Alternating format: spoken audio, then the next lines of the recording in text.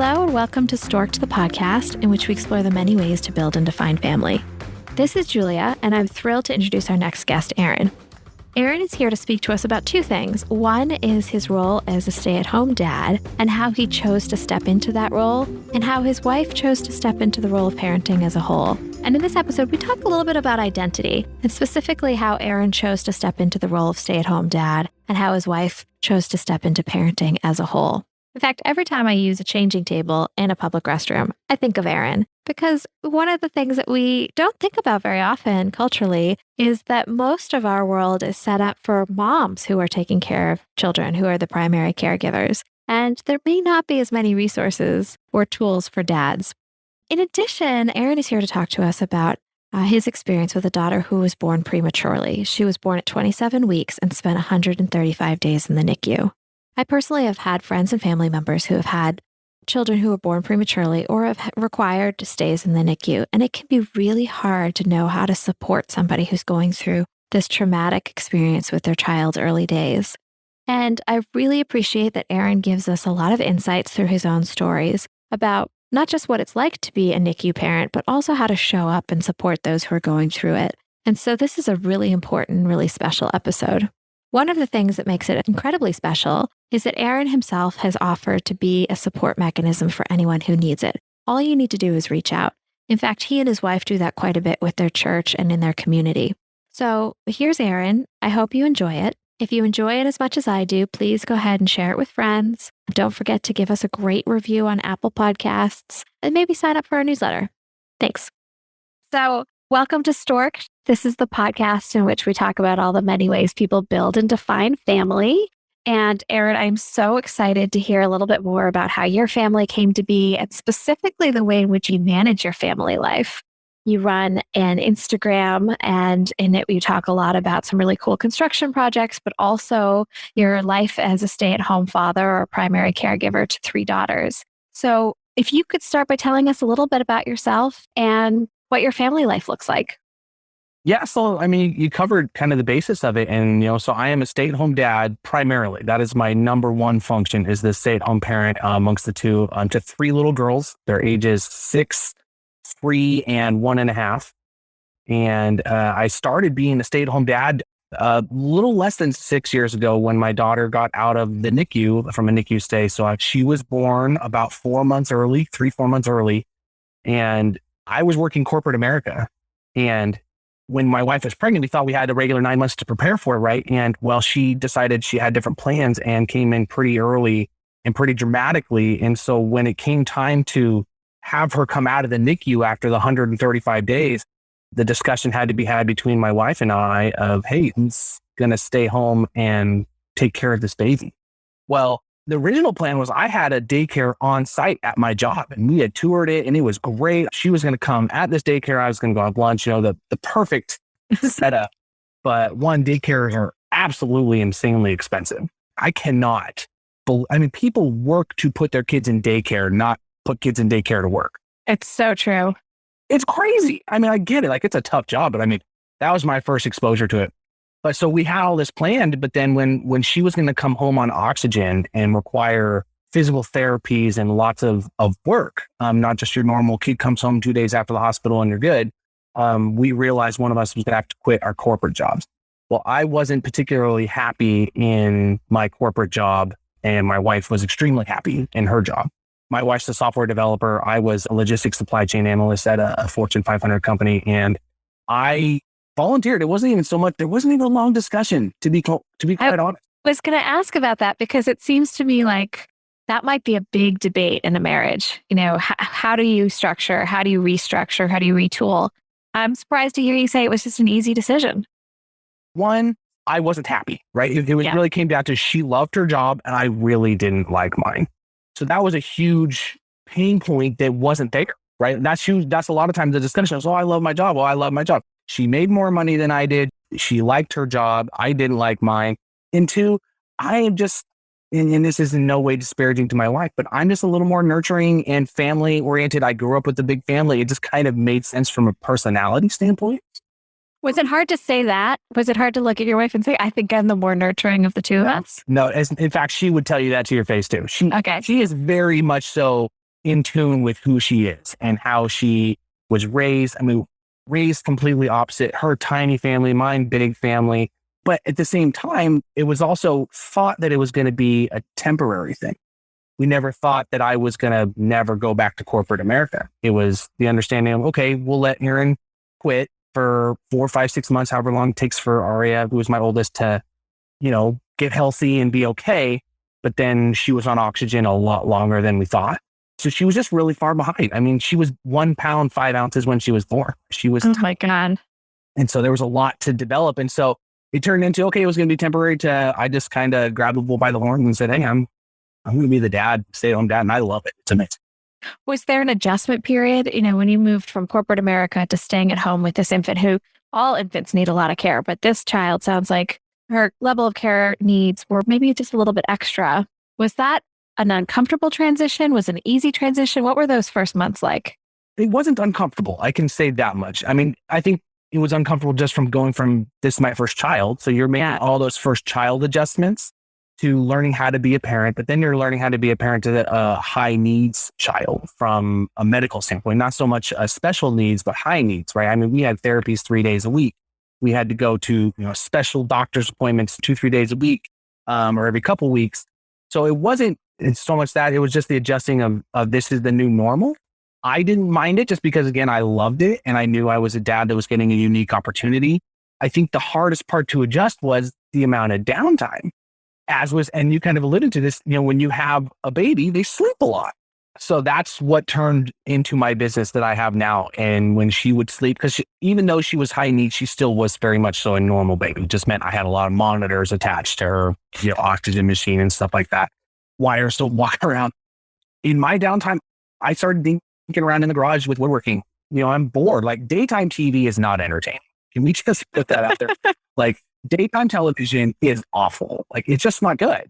And I'm a sports guy, and there's no sports at 1 o'clock in the afternoon. It doesn't matter what time of year. And so I had to kind of find something that would stimulate my mind. And I'm the type of person that I'm always thinking I need to do something. I just can't really relax until the day is over. Which, like a project person? Like, yes. I am That's too. part of why I didn't like my corporate job, is I was doing the same mundane things every day. I need projects. I need a beginning, a middle, and end. And then, okay, let's go do the next thing. And that's what woodworking became for me. Was in downtime, I would fiddle around with stuff. And then I sold a piece, and I fiddled around again and sold another piece. And then it just turned into getting custom orders that I've now had a 9-month queue for 4 years because of it. So that's awesome. So for our listening audience who hasn't had the privilege of getting to know you through your Instagram presence and various conversations, tell us a little bit about your business. What kind of woodworking are you doing? Yeah. So one, it's all out of my garage, and I live in Texas, and it's a 2-car garage, not very big, but I do all kinds of woodworking, anything from cutting boards to built-ins, mudrooms to dining tables to beds. I mean, it's a full-scale custom woodworking shop. It's 100% customizable woodworking, and it's been really cool to grow from knowing nothing about the industry to where I am now of building things that in a million years, I never would have thought I'd have that capability, but I would just utilize the downtime. Even as I had multiple kids, there are nap times, or they get older and I don't have to watch them every single second. I'm out there fiddling around, and Stay-at-Home Woodworks was born. Yeah, I've seen some of your work, and it's just really beautiful. I wish you lived in Boston, frankly. So let's go back to that moment, your first early transition into being a stay-at-home parent, a stay-at-home dad. And you're making it sound almost like joyous and easy, but I have to imagine that there were some bits that were really fun and some bits that were less fun. Tell us about the highlights. Highlights was just being able to experience what a lot of dads in the stereotypical family unit of, right, the dad is the breadwinner and the mom is the stay-at-home parent. And there's nothing wrong with that dynamic. That's the dynamic I grew up with. And that's the dynamic I also always thought I was going to live.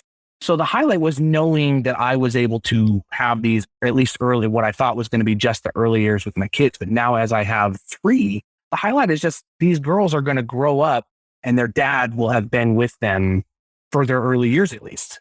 That's a huge highlight that is not lost on me. It's a huge blessing that I love. And I mean, I'm a kid person. I'm a people person. And so that's an enormous highlight that I will always cherish. Even if I were to go back to the corporate world tomorrow, I had 6 years with Aria, 3 with my middle, and the 18 months with my youngest. That's amazing. That's a huge blessing. Yeah. Yeah, you're right. And you're right that not everyone gets that. A lot of working parents feel like they're missing out on some time with kids. And yet it's less common for dads to stay home. Particularly, you talked about the self-identity, this expectation that you're always going to have life look a certain way. It's going to look like you're working and neither your wife or your partner is also working, or maybe she's the one to stay home. Was there any disconnect with your self-identity? Do you have any trouble reconciling with, here I am, a guy staying at home, and I was expecting to be the breadwinner, and I was expecting to be the one that was going to work every day? I think there were moments of those, just moments of that. But I think that's, again, kind of where woodworking came in, is it gave me another sense of purpose, because every parent, whether they're single parents, whether they're in relationships that are healthier or whatever they are, you have to have a sense of self-identity, right? Like, Right. Who am I outside of mom or dad, right? And I kind of started to lose that a little bit of just like, oh, I'm only a parent. And the woodwork, it would literally be my wife would walk in the door from work and I'm walking out to the garage. Like, it's almost our doors are shutting at the same time. Like, here's the pass off, I'm done. And it really started was me blowing off steam. I'm going to go out there and just do something, do whatever it is, create something. If I sell it, great. If not, hey, I had fun and I learned something. It just so happened that I was able to sell things and then turn it into more. So I think that's kind of where the woodworking filled, was that need for self-identity, that need for fulfillment. It's given me a sense of purpose outside of being dad, which I love being, but we're all people outside of that. And it's really awesome to have something. It is stressful, but it's a completely different type of stress. Yeah. And it's nice to sort of balance the different parts of your brain. And it's the same reason that I enjoy podcasting. It's a different part of my brain that I get to use in my professional life. And so while the stress is still there, you're engaging with yourself and life a little bit differently. So in terms of your parenting, we're talking a lot about being a stay-at-home dad and being a very present father, which sounds like it's very important to you. How do you define fatherhood? What is important for a dad to bring to the table? I think presence. I mean, you have to be there. And I know it's super cliche, but just being around, letting your kids crawl on you and jump on you, even if you're on your phone, them being allowed to touch you and physically know that you are there. Because kids need physical touch some more than others, right? I'm talking about, like, my girls know they want to wrestle, they come to me. They don't go to mom. So you're more of like a hands-on physical Absolutely. parent. I'm throwing my girls on the couches. I'm doing all that stuff. I'm going to ask one question. It's just a personal question, which is The gentleman I'm dating, he has gone through a divorce. And then he found that when he was showing up at the playground with his kids, he was having a hard time building relationships because the stay-at-home moms or the primary caregivers who are female are just like, why are you here? Did you have any trouble like that, building relationships? That has been, I don't want to say the hardest thing, but I'm not an awkward person. I can talk to anybody. Clearly. Yeah. Yeah, maybe too much, right? It's weird because I think the dynamic of, again, stereotypically, the women go to the park with kids and stuff like that. And so then women have generally similar interests or things to talk about. A lot of times it's about the kids, right? It is awkward. It's awkward to go to play dates or park dates, or not even dates, but just there. I think part of that is the reluctancy of the women to go talk to the man. Yeah. And we're still like, I get it, especially if they're a stranger. Like, it's a little weird. Even when I go with people that are mutual friends, again, that we know, or church friends, it's just a little strange. And I think I kind of approach it that if you're genuine and just nice and honest, people that want to be around you will come to you. And it might not be that first time at the park. It might be the second or third time. But I think reaching out to them too, and just like letting you know, hey, like, I'm a parent too. Just because I'm a dad and you're a mom, or vice versa or whatever, doesn't mean we don't have something to talk about. It feels like almost, when I hear these stories, that gains that we've made with women in the workplace are not matched with men in the playground. That's a really interesting perspective. And not just in the playground, but like, men's bathrooms don't have changing tables. That's a good point. Okay. Not all. I mean, there are some that do. They're getting better. And there's actually been legislation in some states passed where, like, you have to have them in both. We don't have to go down the political line, but like, it is interesting. You're right, because usually if a woman is being more prominent in the workplace, which I'm all for, again, my wife is the breadwinner and works, that means in a stereotypical family, the dad is either working himself or staying home. And yeah, you're right. And it is an interesting thought. I never had put it in that perspective, but I know I've connected with some other stay-at-home dads, not necessarily in my area, but in general, and a lot of it through my woodworking community. I think, I want to say there's a stigma. I think sometimes there is, though, that people think if you're a stay-at-home dad, oh, either you're a deadbeat, you can't get a job, or whatever. Whereas like my family dynamic is so polar opposite of the stereotypical family, but it's by choice and I embrace it. And we both embrace it and we love it. We would never change it. Like I remember actually probably 7 or 8 months into Aria, we saw the end of the tunnel for getting off oxygen, and I started interviewing for another job.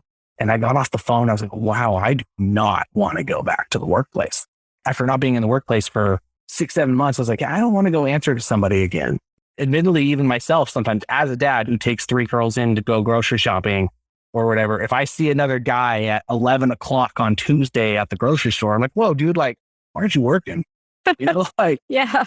and it's a horrible stereotype to have because here I am trying to say, hey, don't judge people. But it's just like, it's been imprinted in our mind for 30 years that the guy goes, takes the briefcase to work and the mom stays home and bakes cookies, right? Like, Yeah. the typical like 50s family that you saw, right? Like, The cleavers.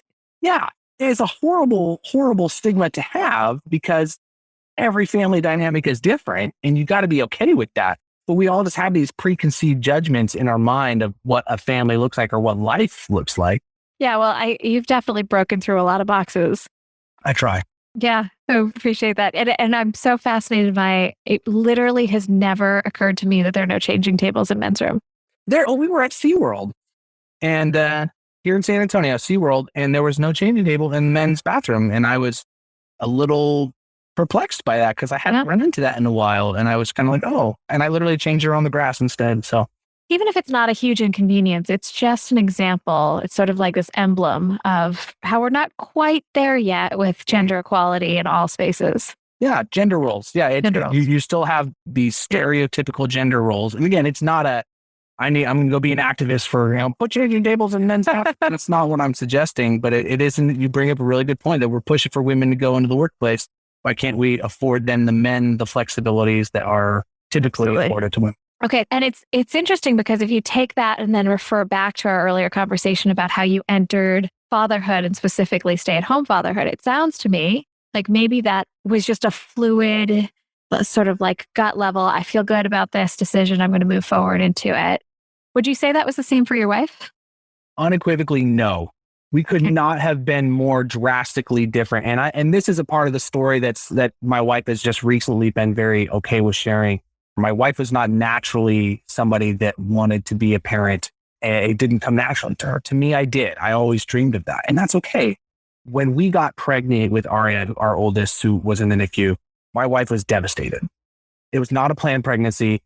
She was devastated. There's no other way to put it. She was very much so saw herself as a working mom all of her life and that was her goal. And she was convinced that was over.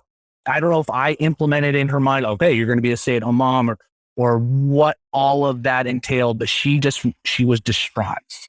And so we very much so believe that the reason Aria came early and spent 4 months or 135 days in the hospital was to give my wife time to come to terms with being a mother. That she had 130 days of not having the baby screaming at her bedside, waking her up in all hours of the night. I mean, nobody knew she was pregnant. I mean, she didn't even have a gut because she was 27 weeks.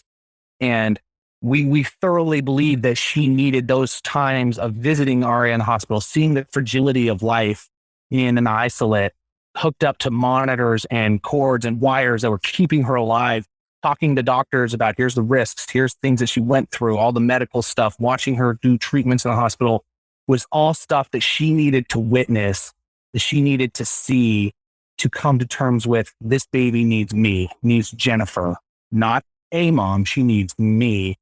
And that's when it was about, I can say, I don't remember the exact day, but I can kind of remember the time when she just said, you know what, like this girl needs my breast milk. as opposed to eating formula, which again, formula is a modern miracle and is great, but the power of breast milk is incredible. And so my wife pumped for a year for each one of the girls because she knew the power of the breast milk. And I really don't think she would have done that had Aria come normally on time, been healthy, because then she would have, I feel like there would have been some resentment to this pregnancy, but she came the way she did. And Jen was able to develop her love for this baby in the hospital and then see the power that Jen had to offer and all she had to offer Aria. And then she took that with other girls too, even though they didn't have the medical necessities that Aria did. Whereas me, when I saw that test, I was stoked. I was excited, but then I needed to comfort my wife. It was a very trying time, but we were so polar opposites on how parenthood was received in our lives.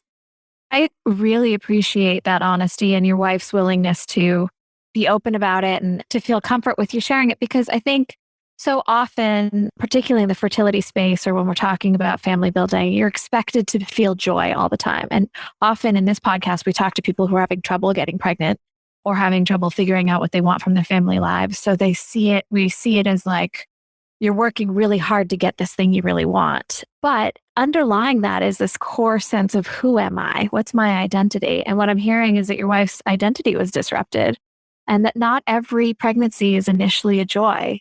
That it's really brave to say that. Yeah, I think she thought her identity was disrupted. I think she had this idea. It's a really important distinction. Sorry to talk over you, but I think that she thought her identity was disrupted rather than it actually having been. Yeah, because and understandably so, like parenthood changes your life.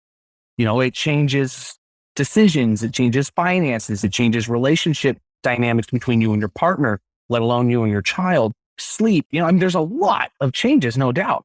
But I think she thought that it meant all of her dreams of being a professional woman, that she was very proud of being a professional woman, were gone. That's why when it came to, and we talked about this earlier, the decision of staying home, it was really an easy decision. It wasn't, I can honestly say, I don't remember much discussions. It was more like, so when are you quitting, Aaron? Not so much like, which I think there might have been like a really brief, like, so if I quit, you make less money, have worse benefits. Hey, your job, like it just didn't make sense. Right. And so, yeah, like another thing that the whole beginning of our parenthood did for us is realizing everybody struggles with something when it comes to, as you mentioned, like infertility or miscarriages or whatever. Like people struggle with things and they don't wear it on their sleeves, and they don't have to. It is not your business what somebody's going through. If they choose to share it with you, that's their prerogative. But then it's not our business to pry into other people's lives. Those are very intimate, emotional things that people deal with. Dealing with, like Jen dealing with a pregnancy that wasn't, I don't want to use the word unwanted because that just sounds negative, but for the most part it was. But then look what it turned into. She has fully embraced motherhood. I mean, she's got, the classic drawings all over her desk and stuff like that. Like she embraced it, like her philosophy on life changed because she realized the power of it. And it changes your philosophy when you sit in a NICU for 4 months and see all the struggles of each individual child and realize everybody struggles with something. And whether it's pregnancy or not, like everybody's dealing with something. And we as human beings need to just like take your level of self-importance off the table and realize the humanity that is amongst us.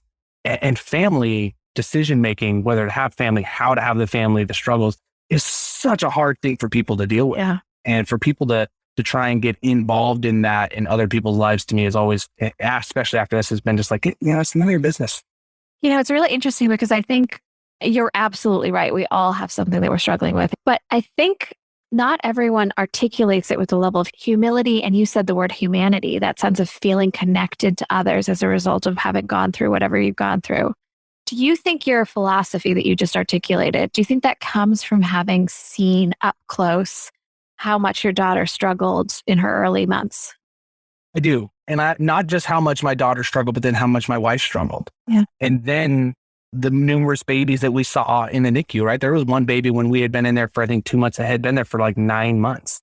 Oh. This entire baby's life was in there longer than she was in the mother's womb, and then you see the mom out in the waiting room and then she's fine. And then she goes in there and then she loses it, or you can just see the emotion. So yeah, it absolutely changed both my wife and I perception on how we try to treat people, particularly in the family sphere, right? Like family planning, if you want to call it.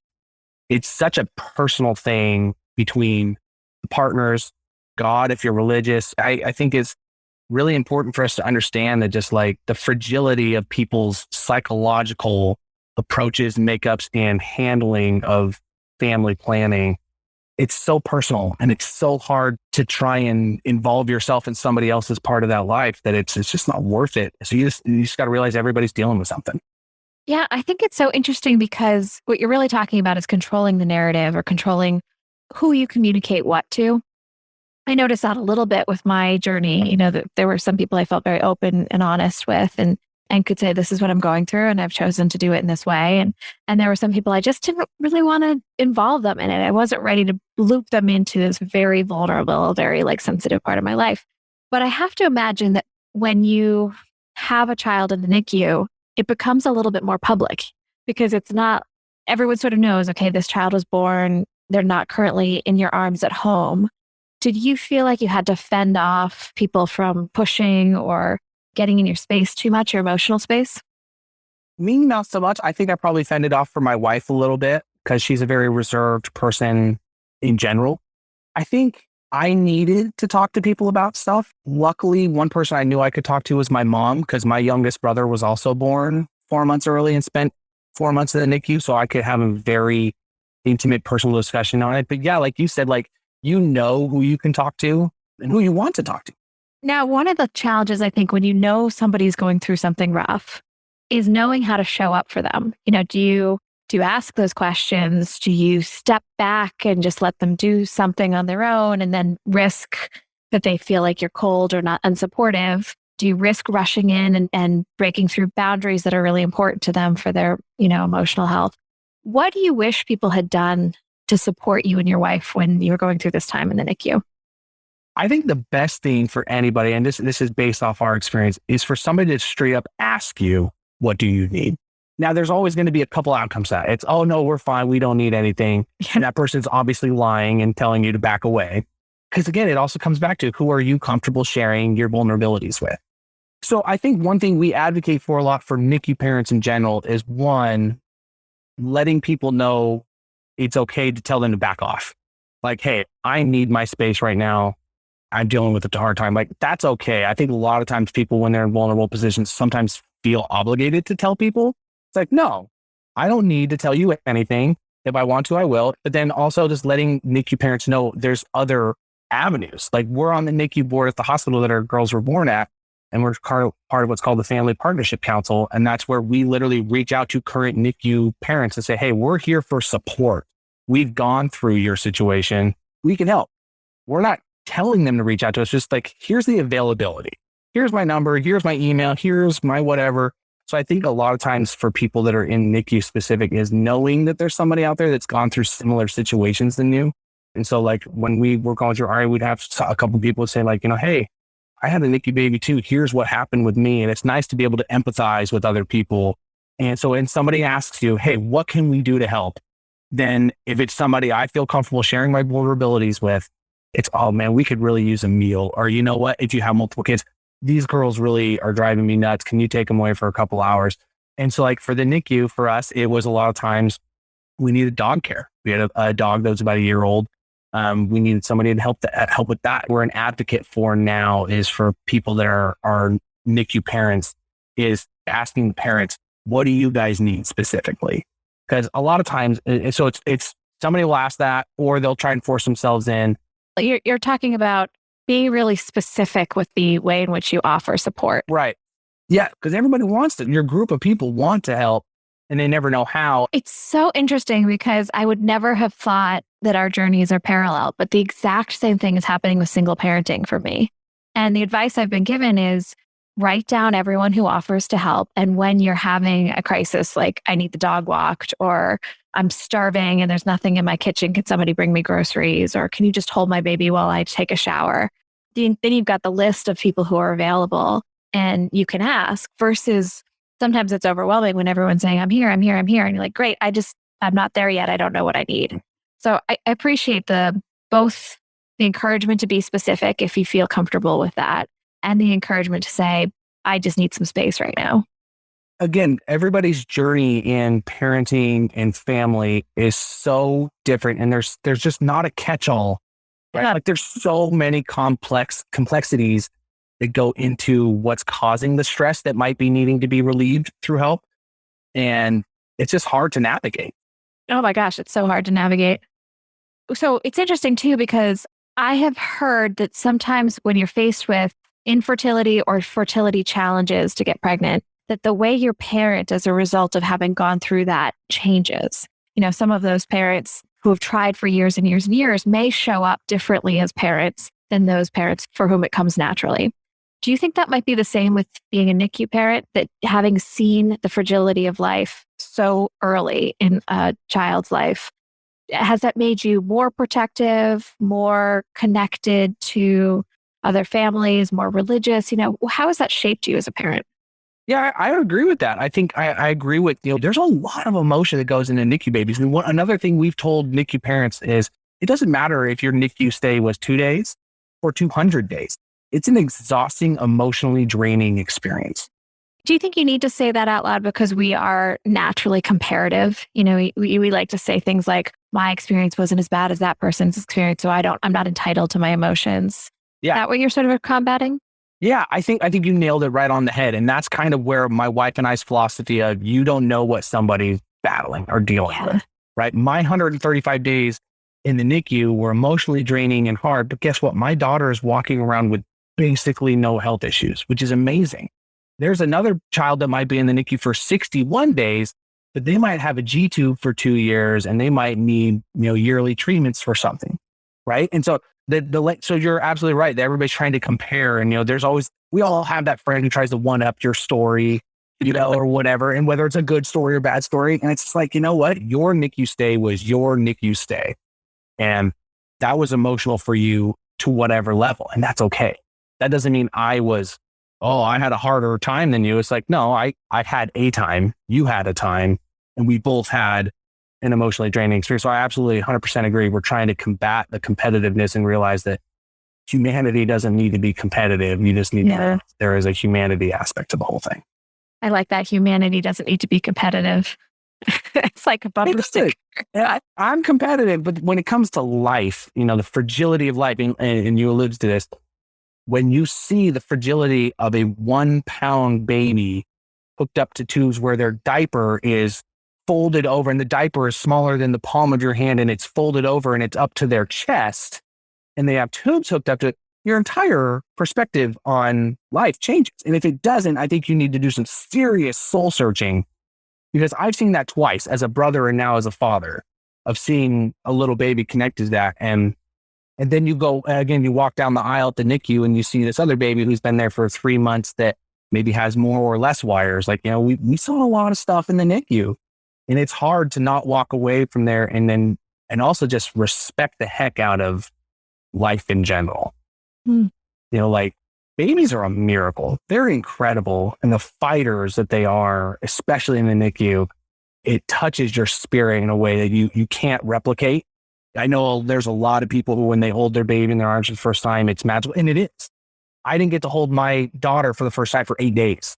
Wow. My wife didn't get to hold her for 7 days because she was too fragile to touch. I mean, I remember one of the first times I went in, and actually the first time I held her, I got to hold her for 5 minutes because all of her monitors started freaking out. And the 3 nurses around me had to take her from me because she needed to, get better. And that's hard. That's hard to have your daughter, who's is 100% on life support, taken away from you. Hey, is that the only time I'm going to hold her? We're lucky, right? We had amazing doctors and nurses whom I'm still very close to. And you just realize that, one, modern medicine is incredible. Modern medicine, my little brother wouldn't be with us and my daughter wouldn't be with us. And 2, just again, life is beautiful, and you just have to realize that's what's important.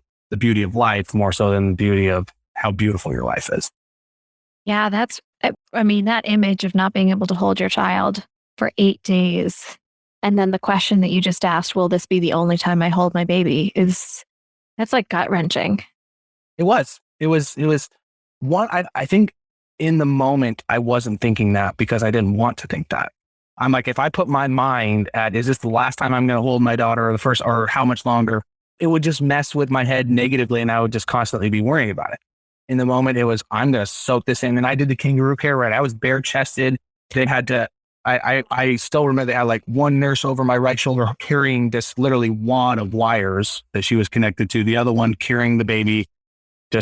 She was 12 inches long when she was born. So she just carrying it over to me. And I held her with my pinky and my thumb because she was so small. And I can vividly remember it right now. It was really emotionally fulfilling, but also emotionally draining because that was 8 days in the making. That I would go to the NICU every day. Oh, and my wife was in the hospital for the first 7 days after giving birth. She wasn't in good shape. So, talking about the fragility of life and everybody's experience with childbirth and families is different.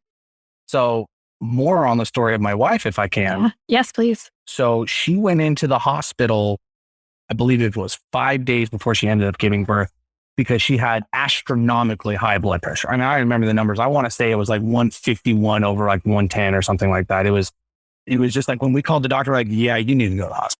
So she went to the hospital. It was really, really severe preeclampsia is what she had. They had told us about 3 days after Aria was born when we were meeting with neonatal medicine and family planning and all these specialists, right? Which I probably only remember about 3 words they said because I was just overloaded with stuff. Too much. Yeah. They told me, they said, hey, if Jennifer had carried Aria for another week, she probably would have died. Holy crap. So she would have died because her body wasn't in a position to be able to continue. Her body was, exactly, yeah. Jen's body, for whatever reason, wasn't accepting the baby. And at this point, again, she's 27 weeks. So what is that, 6 months or 5 months, whatever it was. They said that her body was in such bad shape. Basically, what happened was her blood vessels were constricting and limiting the amount of nutrients that were going to the placenta and then therefore the baby. And then therefore it was killing both the placenta and the baby and also mom, because then her blood pressure was going up. But Jen had no physical symptoms. She wasn't out there tired and all the symptoms of what high blood pressure would usually get. That's why they said another week, had Jen carried the baby another week, both of them could have died. So how did you know to get her to the hospital? Like, what was the triggering event that said, oh, something's not right here?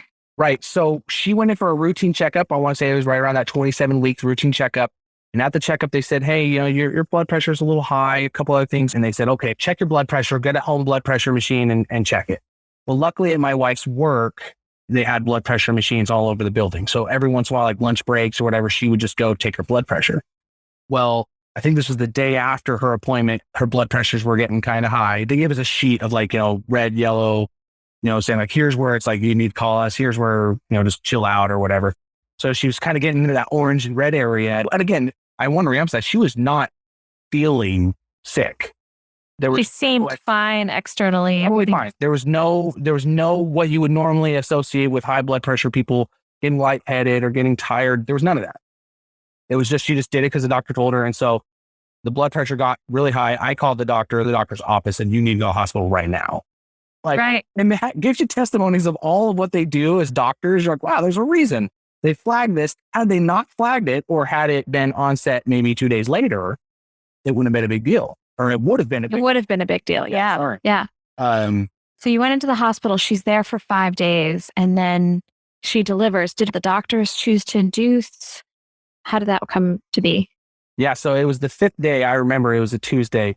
So I actually went back to work after she was in the hospital. And when we admitted her to the hospital, they said, you're going to be here till you have the baby. You're on bed rest. And I'm like, whoa, that's like 90 days. Whatever it was. I'm like, that's crazy. They're like, yeah, that's the kind of situation she's in. I'm like, okay.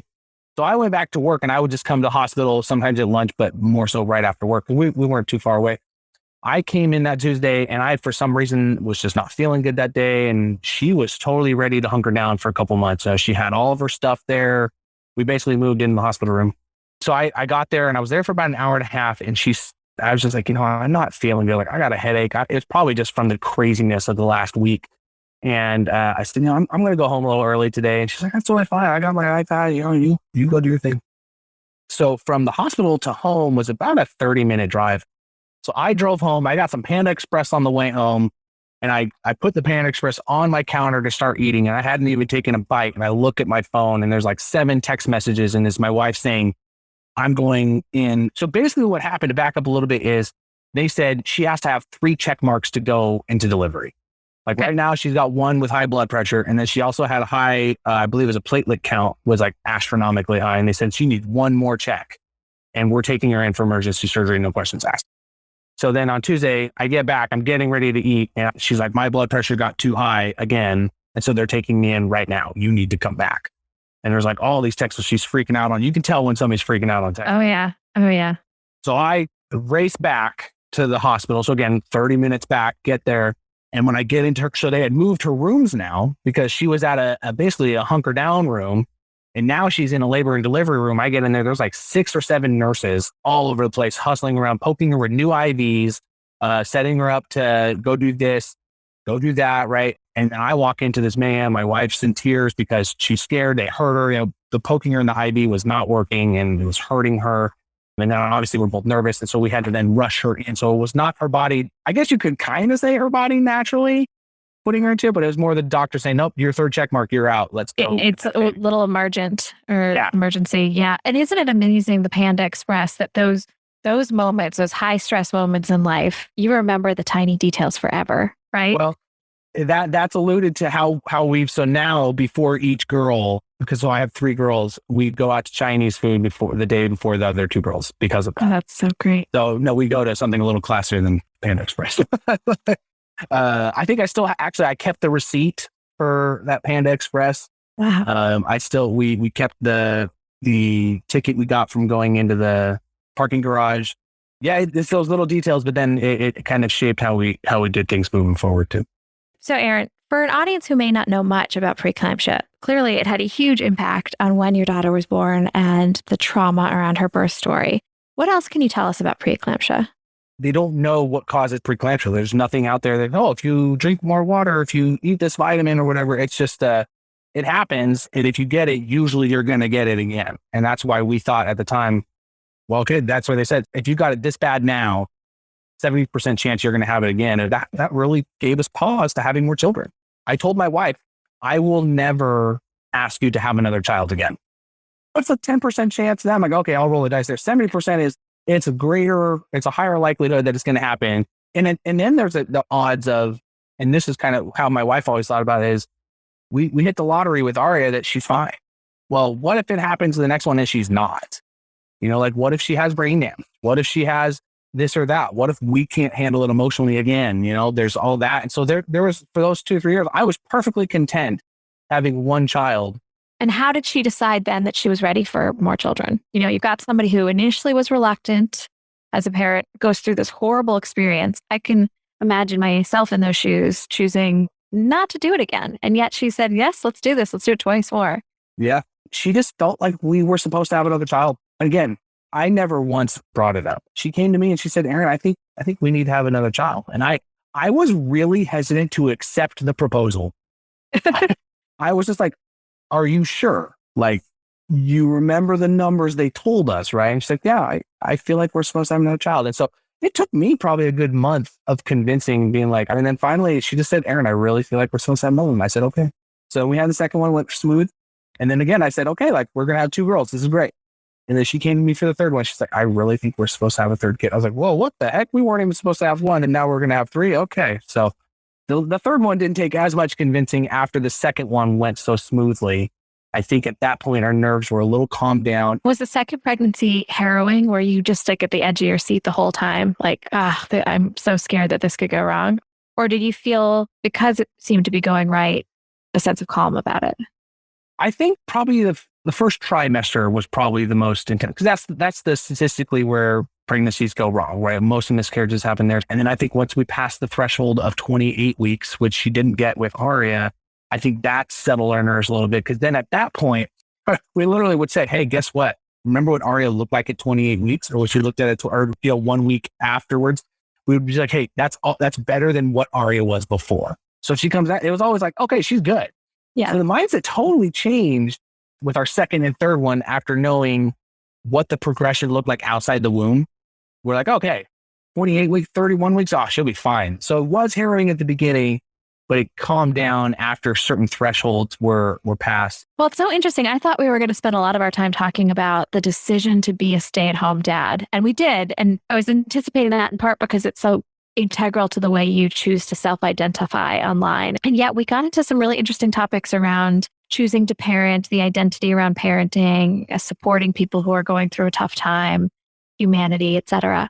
Is there anything we haven't covered that you just feel like is missing from the narrative that we need to touch on?